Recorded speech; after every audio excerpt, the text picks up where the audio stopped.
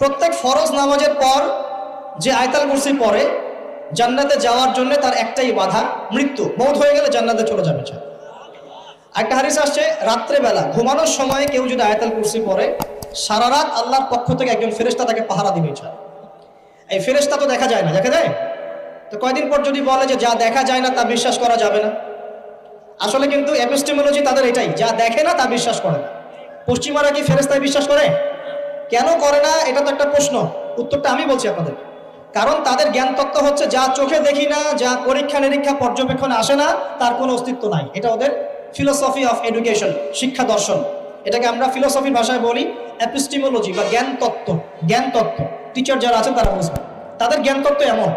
আর আমাদের জ্ঞান তত্ত্ব উল্টা, টোটালি ডিফারেন্ট। আমরা কি বলি? আমরা বলি ওয়াকুলিল হাক্কু মির রাব্বিকুম, সত্য আল্লাহর পক্ষ থেকে আসে।